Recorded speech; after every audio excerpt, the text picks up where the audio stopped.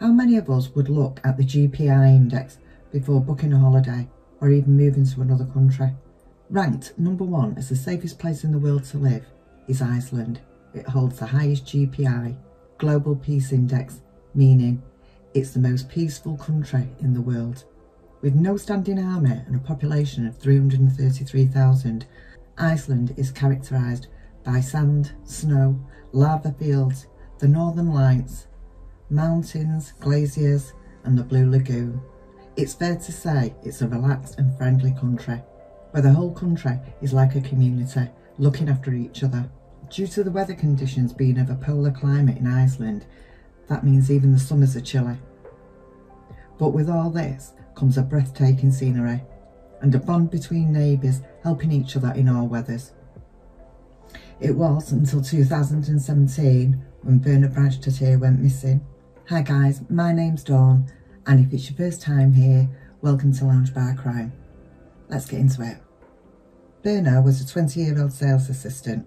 She had just finished work on Friday and gone with friends into the town centre of Reykjavik, the capital of Iceland. Known for its nightlife, of bars and, like many cities, dancing until the early hours. Birna was described by her friends as a fun-loving girl with a nurturing personality, a sharp sense of humour and just great fun to be around. Her mother described her as fun, inventive, strong-willed but always kind to people and made friends easily. She had a free spirit, she said. She loved music and she loved dancing. Born in 1996, she lived with her father in the southeast of Reykjavik, the capital of Iceland. Although her parents had separated, she was still close to both of them. On this particular Friday the 13th of January 2017, after finishing work in the fashion department store, she headed off with friends to the local bar to play cards. They stayed at this bar for a few drinks and then they moved on to the Hoover Bar. It's a music place with bands, and apparently Birna was the first up on the stage to dance. The clock moved too fast for Birna. It got to 2 AM and she was really enjoying herself. Her friends had come over and said that they were leaving, but Birna wasn't ready to leave. Around 5 AM in the morning, she left Hurra's and she went to buy a falafel pita to eat on her journey home. This was common in Reykjavik. Being safe was not at the forefront of anybody's mind. Being a minimal crime rate country, it wasn't something people worried about. Although the weather is now around -9 degrees, Birna is walking down the street, eating a pita, not worried about anything. Still wearing the same clothes she left working, a black hoodie, grey jumper, black jeans and black Doc Marten boots. She heads down the road where there's people all around. After this, she just drops some coins on the floor. She stops to pick them up. She passes the Labuski bar with the red awning on Lufigger Street. At the bottom of this street is a narrow lane leading down to the sea. But after this, Birna just vanishes from all CCTV. The time is 5:25 AM. As a work colleague, Maria arrives for work the next morning. She awaits Birna's arrival. They'd known each other since primary school. Maria, knowing Birna was never late for work, she calls Birna's phone because she's still not arrived. This went straight to answer phone. This worried Maria, as Birna never turned her phone off. Even more concerned now, Maria contacted Birna's friends who she'd been out with the night before. They explained that they'd last seen her at 2 AM. They'd both contacted Silla, Birna's mother. Silla also hadn't heard anything from her daughter. Immediately, Silla went to the police, as all this was out of character for Birna. Silla also went to social media and put a message on there to see if anybody had seen Birna. Word travelled quickly in the community. Silla also called all the emergency services to see if this would bring any results as to where her missing daughter was. Police checked Birna's phone to see if it was pinging anywhere. They managed to trace it to a location about 6 miles away in Port Hafnarfjörður. Silla, Birna's mother, and friends wasted no time and went with family to the location, calling out her name to see if she was stuck anywhere. Silla was so determined to find her, but she came back with nothing, no results. It was now 36 hours since Birna had disappeared, and friends and family soon came to realise that something terrible had happened, since Birna was so reliable. This case required an experienced detective. They put the case in the hands of Grímsson. He'd had 30 years' experience. Grímsson was an expert in his field. He'd been away from the police force for 5 years. returning because he missed the fast pace. It's fair to say when Grímsson got his hands on this case, he wasn't that concerned. One, it was Iceland. Everything was fine in Iceland. Bad crimes don't happen. And two, in circumstances like this, when people go missing, they usually turn up. They usually turn up at friends, they've fallen asleep somewhere. This is what usually happened in his experience. And looked over the CCTV footage and noticed a red Kia Rio. Because of Grímsson's keen eye for detail, he looked further into the footage and he noticed that this red Kia was on the opposite side of the road and went past the Labuski bar seconds after Birna had passed it. On checking the next camera, Grímsson noticed there was no sign of Birna. She had either gone down the side street towards the sea or she'd got in a car. This red Kia had to hold a clue. As hard as he tried, he couldn't work the licence plate number out or how many people were in the car. After checking the database, there was over 100 cars of this model and colour. The police then held a press conference. They appealed for as much help from the public as possible. This press conference proved valuable. Everybody was out there looking for Birna, and two brothers that had been part of the search team went towards the tower where the phone had last pinged. On not finding anything, the brothers didn't give up. They decided to go back towards the harbour again and see what was down there. They'd already been there before. This tower was 6 miles out from Reykjavik, where Birna was last seen. These brothers couldn't understand how she'd got there. On that night, -9 degrees. However, they decided to have one last good look in that area. They went all round near where this tower was, and then they moved forward towards the harbour, towards the sea. There was one part that was fenced off. Looking over into this fenced off area, they noticed a pair of boots. They were Doc Martens. They were also covered in snow. They quickly posted a picture of the Doc Marten boots on Facebook, and police met them at the scene of where these boots had been found. They confirmed that they were Birna's. Grímsson was not happy at finding these boots of Birna's. He got his team together and he demanded that they go through every bit of footage again. He asked them to keep going through it until they found more clues. It had to be something to do with this red Kia. Still looking for this Kia, they checked footage around the harbour. On the morning of Birna's disappearance, a red Kia Rio pulled into the harbour at 6 AM.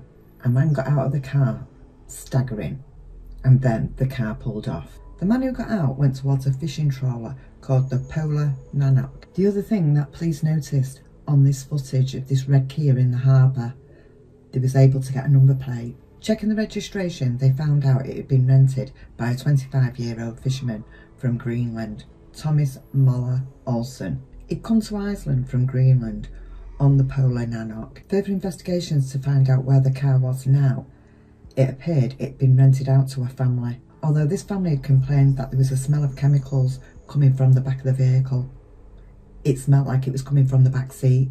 Police impounded the car for forensic evidence. Whilst the car was being looked at by forensics, they looked into the background of Thomas Olsen, the crew worker that had hired the car before the family. And apart from having a record for hashish, that was it. There was nothing major with this guy at all. On the 14th of January, on the Saturday afternoon, he'd returned the car to the rental company. As normal, Grímsson's team was looking for clues to connect Birna to the car. They soon found traces of blood in the back seat, and this was sent to Sweden for analysis, along with Birna's DNA. Grímsson and his team was working against the clock, because looking at the dock, this trawler had left, and they still didn't have anything. On the trawler was Thomas Olsen, and also his friend, Nicholas Olsen. They were just friends. Surnames is just a coincidence. Further checks into this Kia Rio, they also noticed that there was damage to the underneath of the car. The damage suggested it was taken off-road or across some rough terrain. Plus, there was 300 kilometres on the clock, which hadn't been explained. The Polar Nanok is out at sea, and a journalist had messaged the ship's Facebook group and asked who had rented the car and who was seen on CCTV. It said, at that stage, Thomas went pale and was clearly shaken. His captain could see that he was clearly shaken, and he told him, well, if you're innocent, you've got nothing to worry about. Apparently, at this stage, They had to give him some sedative to calm him down. Grímsson and his team was now hatching their next plan. How to get to this trawler. It was 100 miles out at sea. It was now in Greenland jurisdiction, but he had to get to it. And here comes the next hero in this case, the captain of the ship. He'd heard through the Facebook that there was some kind of connection between his ship and Birna being missing. He decided also to hatch a plan to turn the trawl around, saying it had engine problems. He knew that if he'd have carried on and there was a definite connection between Birna and somebody on his trawler, that if he carried on to Greenland, Iceland would have problems getting that person back, or possibly, and he didn't want to put anybody through that. So he hatched that plan and he turned that trawler around. He confided in his high-ranking officers to spread word through the ship that there was an engine problem, which they did, and that trawler was turned round. The next thing that he did was turn off the Wi-Fi, just so that the suspects couldn't get any kind of messages or speak to each other with regards to what they was going to do, or get any clues as to what was going on with the case. He just wanted to put a stop to that. They used the elite counter-terrorism squad, also known as the Viking squad, to board the ship as soon as it came back into Icelandic waters. The squad was dropped onto the ship by helicopter. The people of Iceland were holding their breath, waiting on the outcome of whether the two suspects had been caught. During this time also, on Facebook, sleuths had been putting messages out there saying that Birna's body had been found on the boat. They were saying all sorts, and this just added to the confusion. Grímsson requested that everybody stay calm and to stop this and to wait for something definite. 11 p.m. on the Wednesday night, the ship came back into port. Both suspects were handcuffed. At the same time, news came back from forensics that blood in the back of the car was Birna's. Thomas Olsen and Thomas Olsen were both questioned and gave similar accounts of what had happened that evening. They said they'd both separated and gone their different ways to bars. They met up again later in the evening. Although Nicolas' account was a little hit and miss as he was so intoxicated. He said they picked up two girls on the high street and one of them was Birna. Thomas said he dropped Nicolas off at the ship before driving away. He went to the end of the harbour and then climbed into the back seat with both girls, where they kissed, and then he dropped them both off at a roundabout later on. The police believed Nicolas as they'd seen him walk away from the car at the early hours of the morning and they'd seen him go back towards the trawler. But regarding Thomas's story, the police wasn't satisfied. Doctors examined Thomas and they noticed that he had wounds on his chest which appeared to show signs of a struggle. At the same time, police looking through the trawler found Birna's driving licence in a bin. Also in Thomas's cabin on board ship, they found drugs to the value of £1.5 million. In answer as to where he went missing after dropping Nicolas off, he maintained that he went to the end of the harbour and went to sleep for a few hours. But again, CCTV proved invaluable. Thomas had been seen going into a shop. He'd been seen to buy plastic bags and cleaning materials to scrub the inside of the car. His response to this was that he'd been sick and he was just trying to clean the car, but the police already knew the blood in the car was Birna's. Luminol had lit the car up at the back. It was covered in Birna's blood. Iceland's search and rescue team was still in full force trying to find Birna. They still didn't know where she was, and Thomas wasn't giving the police that information. Again, it was down to the people of Iceland to find Birna. They spoke about her as our sister, our daughter. Then finally the police found what they were looking for. A Coast Guard helicopter that was out searching near the lighthouse looked down and found something near the water's edge. On closer inspection, he realised it was a body. They then realised it was Birna's body, just on the water's edge. On news of this finding, the people of Iceland went into mourning. Their sister, their daughter, had been found. Something happened in Iceland that they said only ever used to happen in the movies. They couldn't comprehend why anybody would ever do this. The Nordic neighbours of Greenland went into mourning with Iceland. Both countries were grieving the loss of Birna. Iceland lit up the streets in Reykjavik with candles where Birna walked on that last evening. It became a shrine. The funeral was held at the biggest church in the country, the Hallgrímskirkja church, where thousands attended, including the President and the Prime Minister. The chaplain who presided over Birna's funeral said, "This case will be remembered. It changed us a bit. Our feelings of security." But there were still questions that were unanswered. What had happened to Birna? The results from the autopsy found Birna had been struck in the face by blunt force and strangled. However, Birna had not died from these injuries. She had survived these. The official cause of death was through drowning. These terrible findings meant that Birna was alive when she entered the water. Further investigations into what occurred the early hours of that morning proved that Thomas was responsible for Birna's death. Nicolaj was back on board the ship when the brutal crime occurred. After intense investigation, Nicolaj was freed.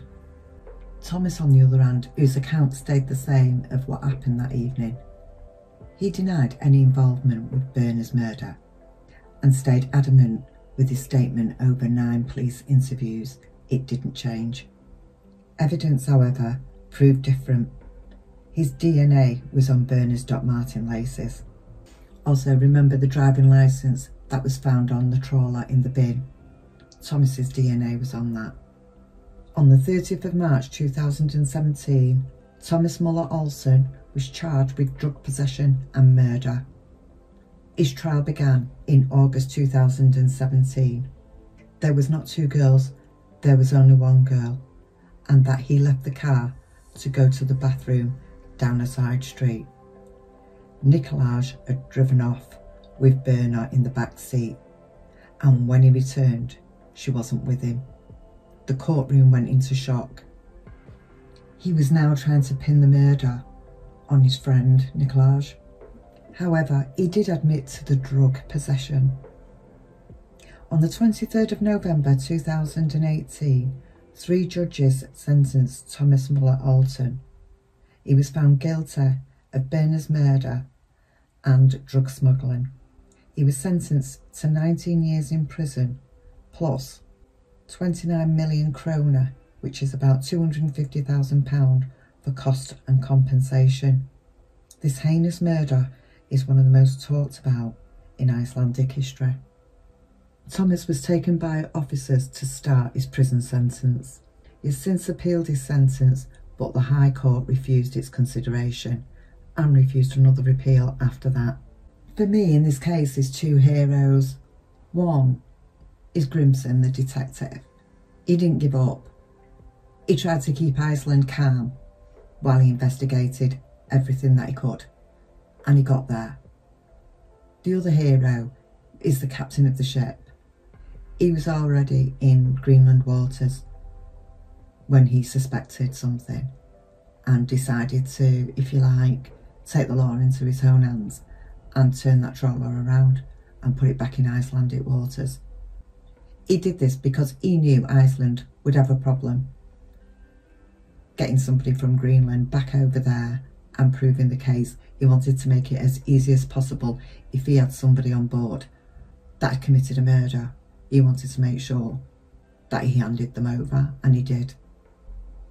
The other thing about this case is as well, the people of Iceland, they don't really, or didn't really like CCTV. See, they hadn't got as far as we'd got, where we need it on every corner. Fortunate for them, they didn't.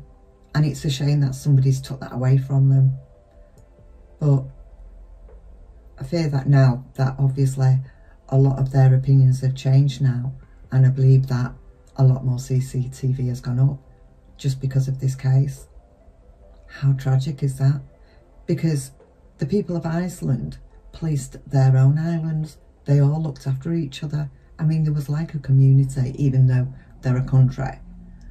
They class themselves like as a community. That's such a shame, isn't it? That somebody from another country has had to do that to their country. Thank you for watching this case, and thank you also to any subscribers. If you haven't subscribed yet, please do. It would be nice to see you again, and hit the notification bell.